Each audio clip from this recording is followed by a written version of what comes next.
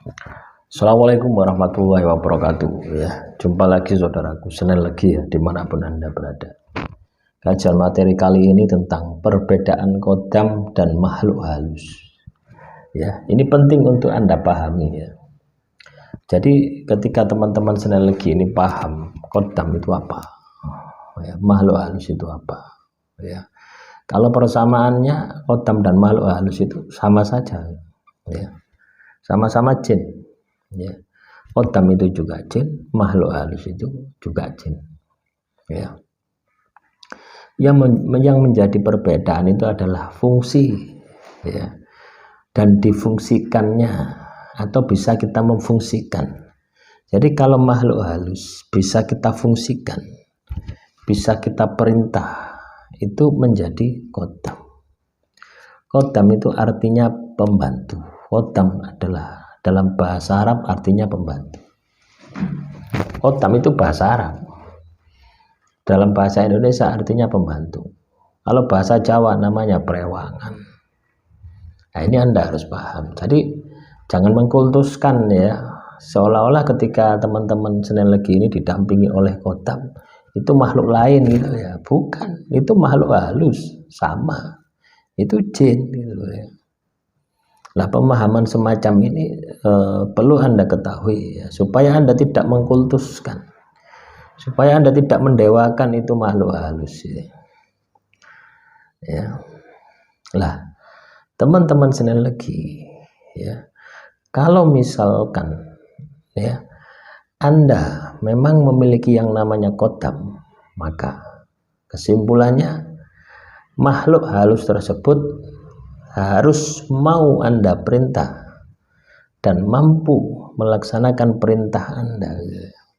Jadi kalau Anda bisa melihat makhluk halus ya, terus Anda perintah, dia diam saja ya, tidak mau mengerjakan, berarti itu makhluk halus, bukan kodam Anda. Ya, biasanya kodam itu menawarkan diri teman-teman ya, seperti kodam keilmuan. Saya pernah mengamalkan beberapa keilmuan, itu datang kodamnya. Dia langsung menawarkan diri ya untuk minta diperintah gitu ya. Bukan kita langsung merintah gitu enggak ya. Dia menawarkan diri malahan gitu ya. Ya. Jadi dia sudah siap setia gitu ya untuk melakukan tugasnya.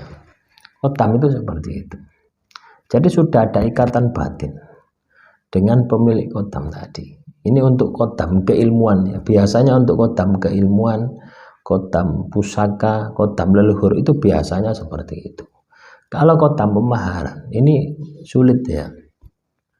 Sulit untuk katakanlah mematuhi perintah kita. Biasanya kodam pemaharan ini akan mematuhi perintah pemasuk yang memberikan, yang memasukkan di dalam tubuh Anda. Biasanya ketika katakanlah sesajinya habis ya, energinya habis, dia sudah tidak berfungsi lagi. Contoh misalkan kodam susuk, kodam pagar rumah, kodam pagar badan, kekebalan. Nah, biasanya ini ada masanya gitu loh ya. Ketika masanya habis terus tidak disuplai energi, ya ini yang berbahaya bagi diri teman-teman Senin Legi, itu akan menghisap energi batin Anda sehingga Anda ini mudah sakit, mudah capek, mudah lelah. Ini yang harus Anda pahami ya.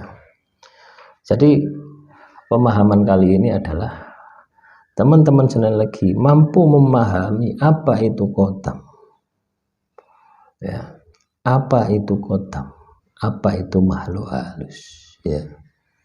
Anda harus paham itu supaya Anda ini tidak tertipu ya, supaya Anda ini tidak mudah ditipu ya.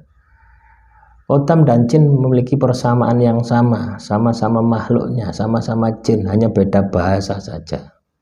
Itu kalau kodam ya, sama-sama makhluk, sama-sama makhluk halus, sama-sama jin. Yang membedakan cuma dia bisa diperintah dan mau menjalankan perintahnya ya. Paham ya? Jadi kalau teman-teman Senin Legi punya ya, punya kodam, ya. Kalau Anda punya kodam, maka Anda pasti bisa melihat itu kodam, ya. Bagaimanapun caranya, ya, bagaimanapun strateginya, ya, kodam itu akan berusaha, ya. Kodam itu akan berusaha untuk berinteraksi dengan diri Anda, akan membantu Anda supaya bisa ibaratnya itu Anda itu melihatnya.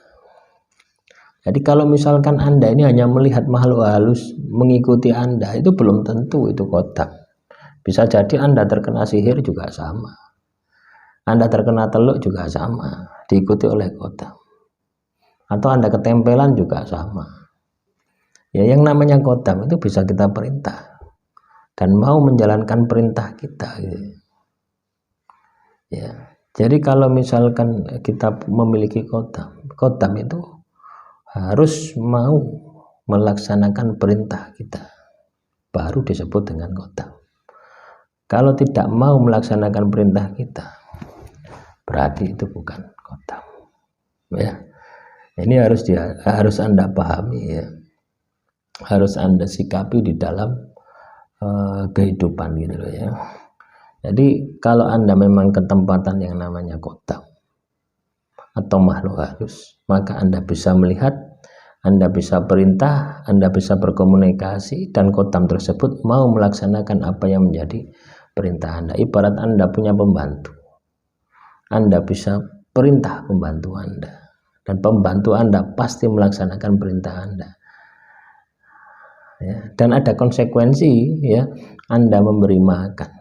Jadi seperti itu.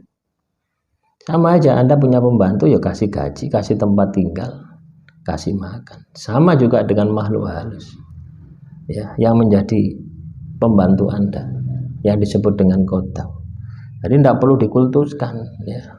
Anda berpikir kalau katakanlah kodam itu adalah bukan dari makhluk halus, makhluk lain misalkan, nah ini salah. Kodam itu jin, makhluk halus, sama makhluknya. Nah, demikian yang bisa saya sampaikan. Semoga materi kali ini bisa bermanfaat. Assalamualaikum warahmatullahi wabarakatuh. Salam Rahayu, Rahayu, Rahayu.